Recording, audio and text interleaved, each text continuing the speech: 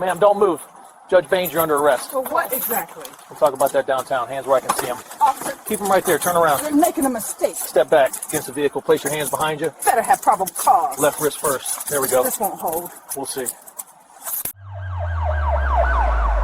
The morning mist had not yet burned off the streets of the historic Kingswood district when Judge Evelyn Vance opened her front door. It was a Tuesday in early May, the kind of morning that promised a humid heat later in the day. But for now, the air was crisp, carrying the scent of damp earth and old brick. Evelyn took a deep breath, adjusting the cuffs of her windbreaker. For 23 years, she had dedicated her life to the meticulous study of the American legal system. She had written opinions that shifted the landscape of federal prosecution. She had sat in judgment of violent syndicates and white-collar criminals alike. She had been the final word on the constitutionality of government overreach. She believed in the sanctity of the process. She believed that the law was a shield for the innocent and a sword against the tyrant. She was standing on the porch of the home she owned, preparing for a routine walk, when a patrol car rolled silently to the curb. She did not know it yet, but the next hour would unravel the certainty of her world. It would strip away the robes and the titles, leaving her facing the raw, jagged edge of a system she thought she controlled.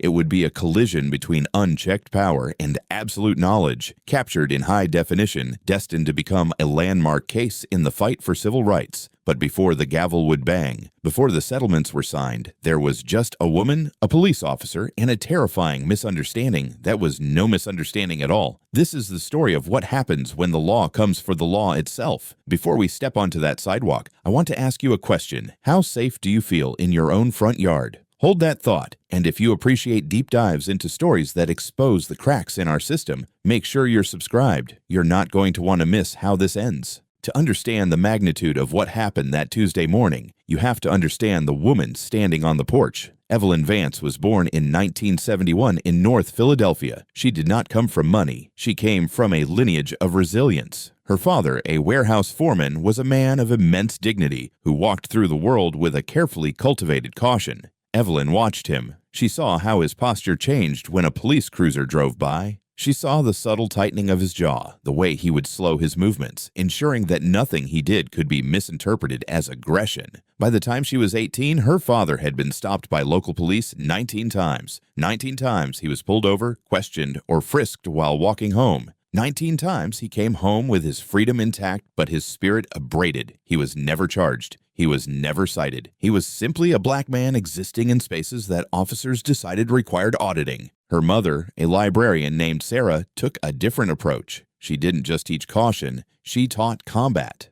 Not with fists, but with books. Sarah Vance filled their small row house with encyclopedias and history books. She told Evelyn, "They will assume you are wrong until you prove you are right. So, you must know the rules better than the people who wrote them." Evelyn took that mandate and forged it into armor. She didn't just go to college. She attacked her education with a ferocious intensity. She graduated summa cum laude from Spelman College, majoring in political science. She went on to Harvard Law, where she didn't just survive, she dominated. While her peers were courting offers from Wall Street firms, lining up bonuses that would buy summer homes in the Hamptons, Evelyn was looking at the Department of Justice. She wasn't interested in mergers and acquisitions. She was interested in the Fourth Amendment. She was interested in the moment the state touches the citizen. She spent 20 years in the trenches of the Justice Department's Civil Rights Division. She built a reputation as a prosecutor who was clinically precise. She didn't rely on emotion, she relied on evidence. She secured convictions against human traffickers, hate crime perpetrators, and, most notably, corrupt officials. When she was nominated to the federal district court by the president, her confirmation was swift.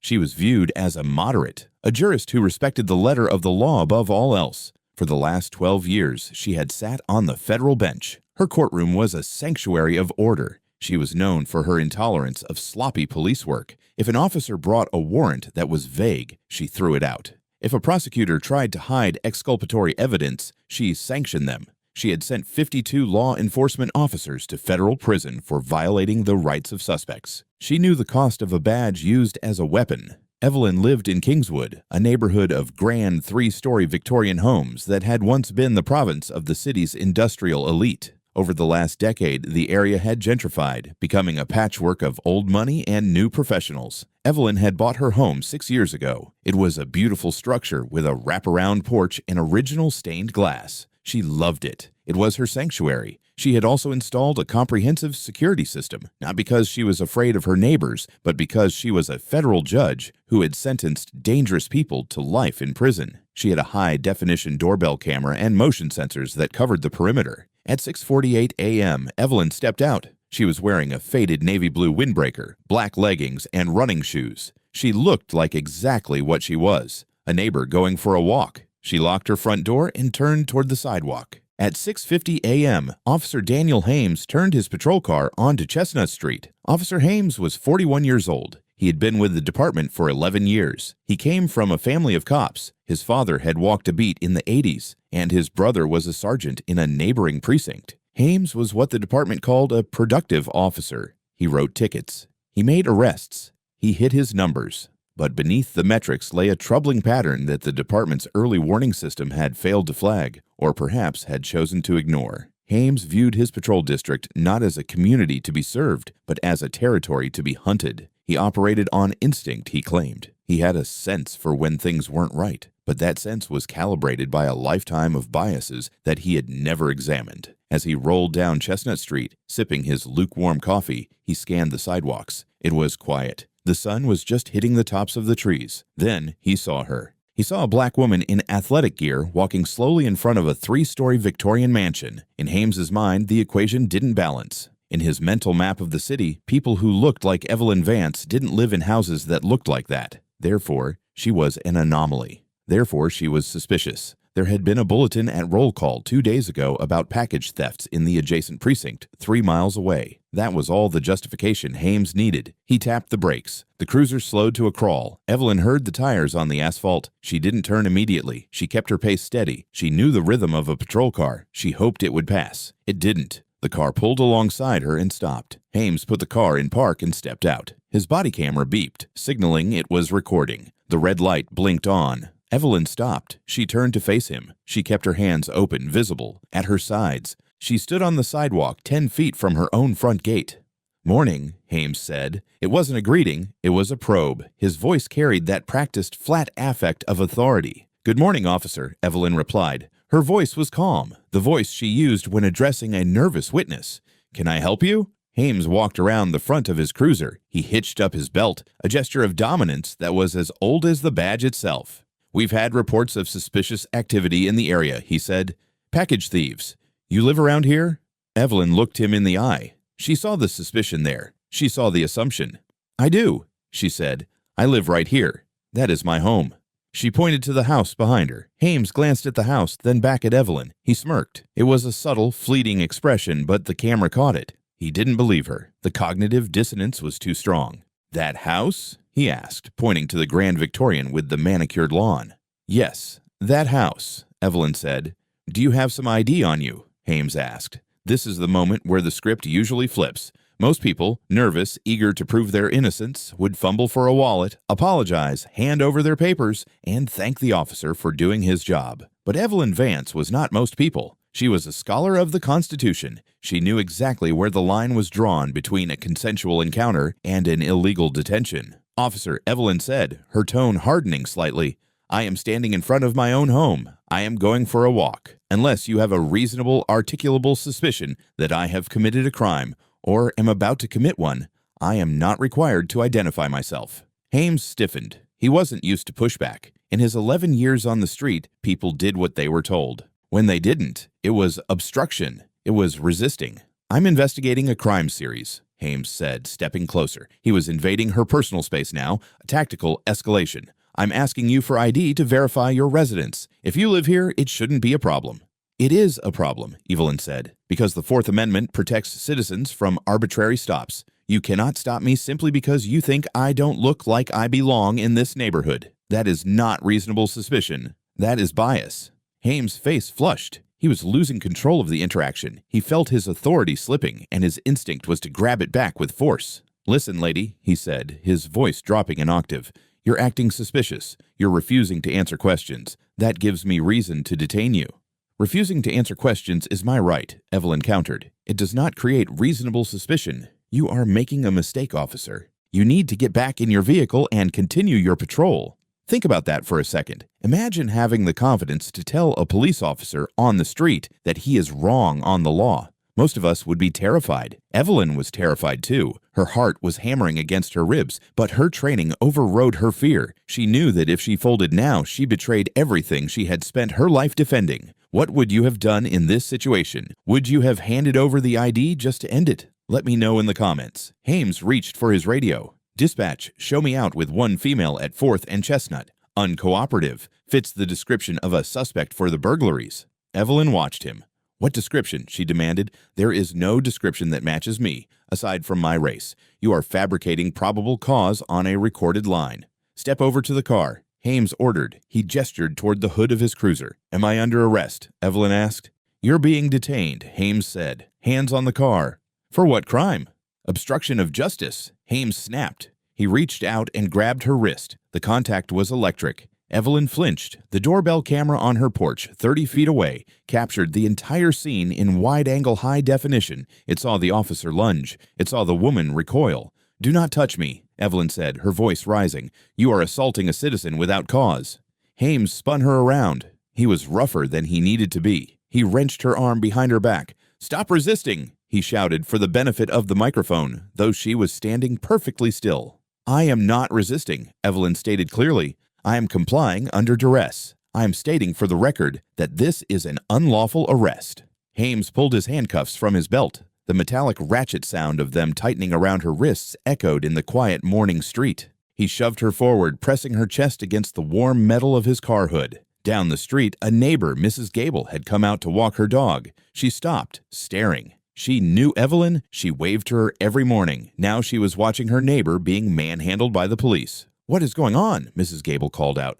Police business, ma'am. Step back. Hames barked over his shoulder. He opened the back door of the cruiser. Get in, he said. Evelyn maneuvered herself into the cramped, hard plastic seat of the cage. The door slammed shut, sealing her in. The smell of stale sweat and industrial cleaner filled her nose. She closed her eyes for a second, centering herself. She needed to remain calm. She needed to be a lawyer, not a victim. Hames got into the driver's seat. He was breathing hard, the adrenaline of the confrontation coursing through him. He felt vindicated. He had taken control. He had subdued the problem. He put the car in gear and began the drive to the district station. For the first 5 minutes of the ride, there was silence. Hames glanced at her in the rearview mirror. She was sitting upright, her face composed, looking out of the window at the passing city. She didn't look like a burglar. She didn't look like a junkie. A cold knot of doubt began to form in his stomach. Then Evelyn spoke. Officer, she said. Her voice was steady, magnified slightly by the partition. My name is Evelyn Vance. I don't care what your name is right now, Hames said, though he was starting to care very much. You should, she continued. I am a United States District Judge for the Eastern District of Pennsylvania. My judicial identification number is 5921. I was appointed by the President in 2012. Hames' foot involuntarily lifted off the gas pedal. The car slowed. I have served on the federal bench for 12 years, Evelyn went on, reciting the facts as if reading into a court record. I have presided over 400 criminal cases. I have written extensive opinions on the application of Terry stops and the limits of qualified immunity. The silence in the front seat was now heavy, suffocating. Hames stared at the road, but his vision was tunneling. A judge, a federal judge. You stopped me without reasonable suspicion, Evelyn said, her voice relentless. You detained me because of my race. You assaulted me. You arrested me on false charges of obstruction to cover your own errors. Every word you said, every action you took is recorded on your body camera and on my home security system. Hames felt the blood drain from his face. He knew the name now. Judge Vance. He had heard the name in briefings. He had seen it on warrant approvals. I am going to sue you, she said. Not just the department. You, personally. And I am going to ensure that you never wear a badge again. Hames didn't respond. He couldn't. His throat had closed up. He turned the car toward the precinct, driving with the mechanical precision of a man who knows he is driving toward his own funeral. The arrival at the station was a scene of controlled chaos. Hames walked Evelyn into the processing area. He didn't want to take the handcuffs off yet. That would be an admission of guilt. He wanted to process her, to make the paperwork justify the act. He was trapped in the logic of the bureaucracy. The desk sergeant, a veteran named Miller, looked up as they entered. He saw Hames. Then he looked at the woman in the handcuffs. Miller's eyes went wide. He stood up so fast his chair knocked against the wall. "Hames," Miller said, his voice a harsh whisper. "What in the hell are you doing?" Suspect refused ID. "Obstruction," Hames mumbled, looking at the floor. "That is Judge Vance," Miller said. The room went silent. Every officer in the booking area stopped what they were doing. "Get those cuffs off her, now!" Hames fumbled for his keys. His hands were shaking. He unlocked the cuffs. Evelyn rubbed her wrists. There were red welts where the metal had dug in. She didn't look at Hames. She looked at Sergeant Miller. "I want to speak to the watch commander," she said. 5 minutes later, Captain Robert Lewis came running down the hallway. He was buttoning his shirt, looking like a man who had just been woken up by a nightmare. He knew Judge Vance. She had signed off on a wiretap order for his task force 3 months ago. "Your Honor," Lewis said, breathless. I don't know what to say. I'm so incredibly sorry." Evelyn stood in the middle of the squad room. She looked small in her windbreaker, but she radiated an intensity that made the armed officers around her want to shrink away. "Captain Lewis," she said, "your officer arrested me on my own sidewalk for the crime of walking while black. He fabricated a description to dispatch. He used excessive force. We will handle this immediately," Lewis promised. "Now we will drive you home. We will expunge the arrest record right now." "You will not expunge anything," Evelyn said sharply.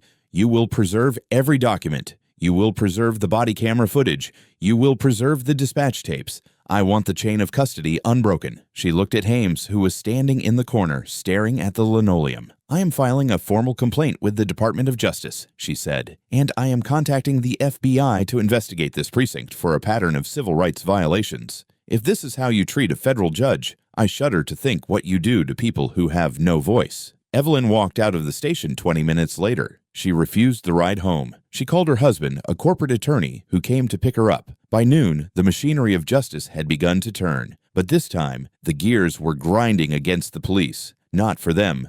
The FBI arrived at the precinct at 2 p.m.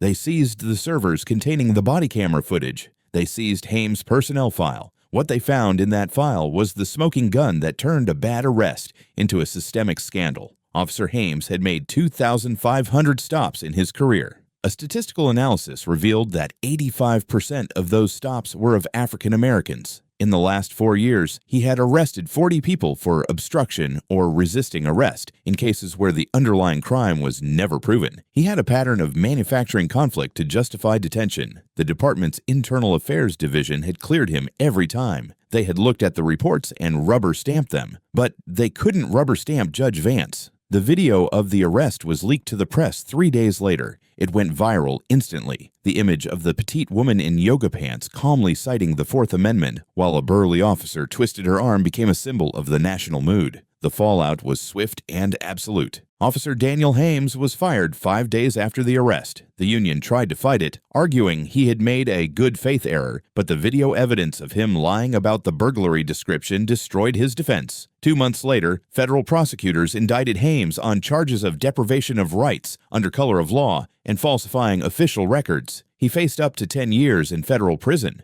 but Evelyn didn't stop with Hames. She sued the city. Her lawsuit argued that the police department had failed to train its officers on the basic tenets of the Constitution and had knowingly retained an officer with a history of racial bias. The city settled for $3.5 million to avoid a trial that would have exposed decades of dirty laundry. Evelyn took the money and donated every cent of it to a legal defense fund for victims of police misconduct. The trial of Daniel Hames took place a year later. It was held in the same federal courthouse where Evelyn worked, though she recused herself from the proceedings. A jury of his peers convicted him on all counts. When the verdict was read, Hames looked stunned. He looked like a man who still couldn't understand how the rules had changed on him. He had done what he had always done. He had followed the unwritten code. He didn't realize that the unwritten code could not survive the light of day. This story isn't just about a bad apple. It's about the barrel. It's about the fact that if Evelyn Vance had been a nurse, or a teacher, or a cashier, she might still be sitting in a jail cell, charged with resisting arrest, her life ruined by a lie on a police report. It took a federal judge to prove that the system was broken, and that leaves us with a terrifying question. What happens when there are no cameras? What happens when the victim doesn't know the case law? Justice was served for Evelyn Vance, but justice isn't a lottery ticket.